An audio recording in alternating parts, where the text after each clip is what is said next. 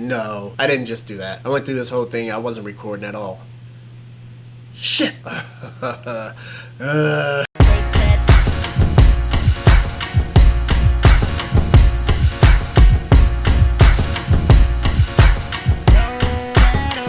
What's going on, everybody, and welcome back to 713 Apparel. My name is D, and if this is your first time to the channel, thank you very much for pressing that play button. But I want to share with you guys my 6 steps for starting my online t-shirt business. Now, these are the steps that I took. I can't really go that much in detail because this will be super long. So I'm gonna kind of talk in generalities, but it should apply to everyone and every state. So that's why I kind of did it this way, if that makes sense. I officially started my business back in September, and here we are early November, so I'm super excited that come this Friday, I will finally have my store up and running. Veterans Day, it only makes sense that my military collection is going to be the first product that I'm going to be offering on the site. Now, this is my salute to service for my men and women, and this isn't just for men and women in the military, it's for everybody. The clothing line isn't branch specific, and so it's just for everybody.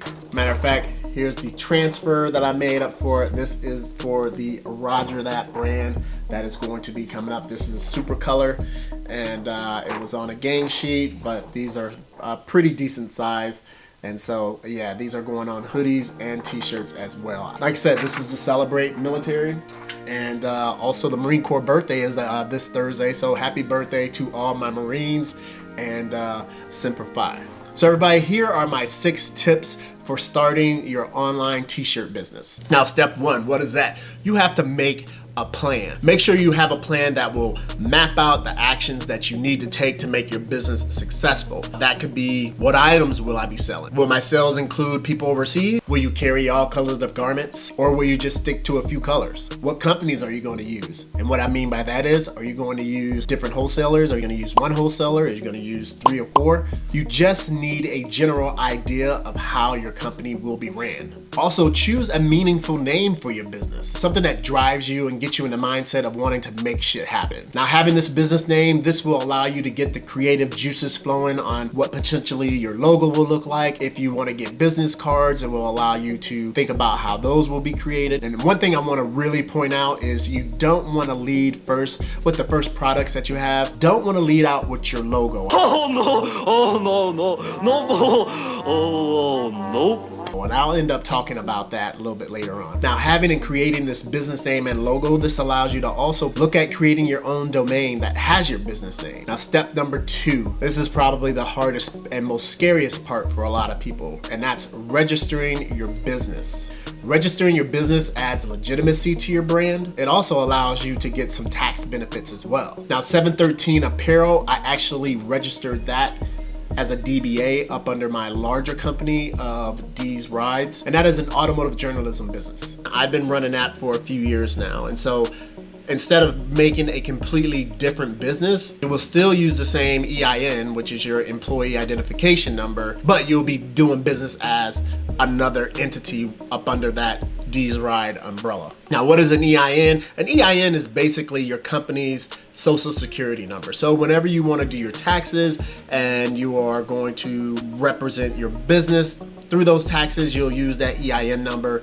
and then any type of equipment you may have gotten and just everything that goes along with that you have to report to the government, it allows all of that to be separate from your personal social security number. The cost of registering your business, well, that's a little bit different in each state depending on where you go. When I initially did my LLC, I did it in Virginia. That costed probably around the area of $100. I had to apply for my articles of organization, and that basically told the state what was the purpose of my business, what address I was going to be using, if I was going to be having a third-party resident agent. And a resident agent is just the person that's going to be receiving correspondence on the business's behalf. Now, Now that can either be you if you do a sole proprietorship or an LLC, or you can have a third-party company that will handle all that for you. Now I can't give you any legal advice, but you want to make sure that you're doing your due diligence, and you want to go on your state's website to kind of see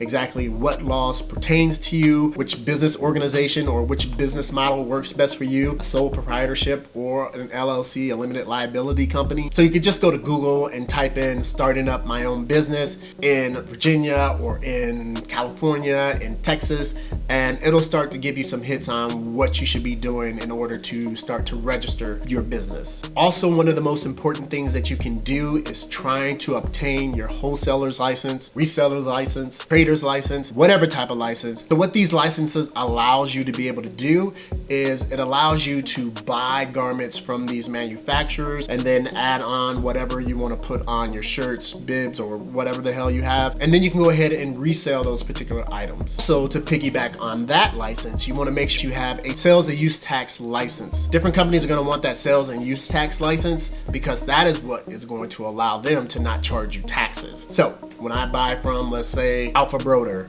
they sell it to me, no taxes, give it to me, I do whatever I need to do, decorate it up. Then when I sell it to customer, I will charge the customer tax. Something that you can do, and I'll talk about this a little bit later, is try to get some type of platform, ledger app that will allow you to track your sales. That's what can potentially get your business shut down if you're not paying your taxes. If you're terrible at all this, like I said, you can either hire somebody to do it, or you can try to get some type of third-party software to try to assist you with that. What I do suggest is that so that you're not hemorrhaging money even before you made one t-shirt sale, is do your due diligence, do your research, whatever you can do to try to lessen the amount of money that's gonna be coming out of your pocket, better off you're going to be. Then step number 3, think about what production model works best for you. Maybe you have a local screen printer that you're going to send your design to and have them create it. Maybe you want to have your own screen printing capability at home, in which you're going to have to think about the amount of space that's going to be needed if you decide to go with a full printing press. Then you have to think about inks, emulsion, ventilation, or if you want to go the heat press and vinyl route, will you have enough room for that equipment? You may want to use a print on demand service, and basically what that is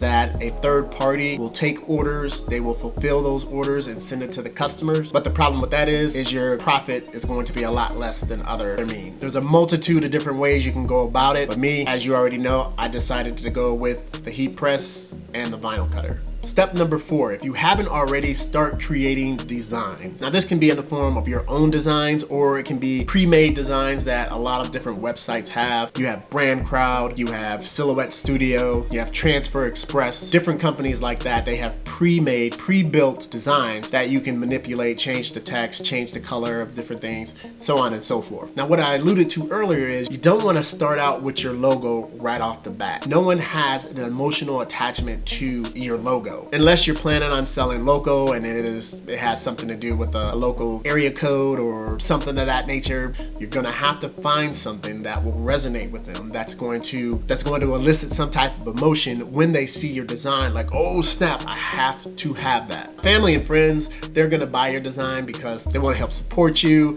and they want you to be successful, but outside of that, that design is probably not going to resonate with anyone. Some of the things that people are passionate about and that evokes some type of response: wine, patriotism, sports, military, cars, first responders, anything like that. If you're doing any type of designs that has that, 9 times out of 10, you have a good base of people that supports those causes, and it's going to elicit, some type of response. But it still has to be good. You can't just be like, oh, well, I know first responders, so I'm gonna just put a big siren on my chest and call it a day.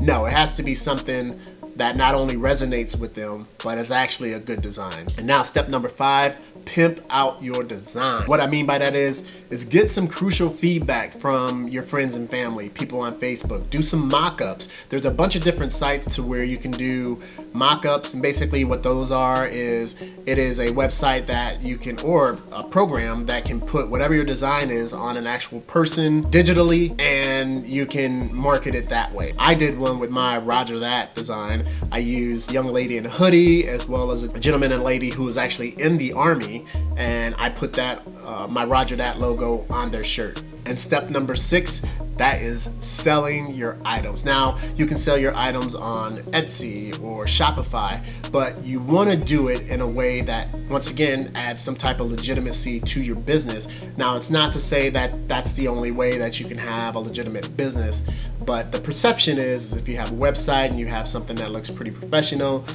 that it actually adds some type of legitimacy to your business. People will feel more comfortable with doing business with you. Matter of fact, there was a young lady that I was working with that I actually sold my first t-shirt to, and there was a little bit of a problem between Apple Pay, and it said, hey, watch out, this could be a scam. And it was probably because she had never used Apple Pay. I don't think I had ever used Apple Pay either. But what I did is I got back with her. I'm like, hey, here's my website.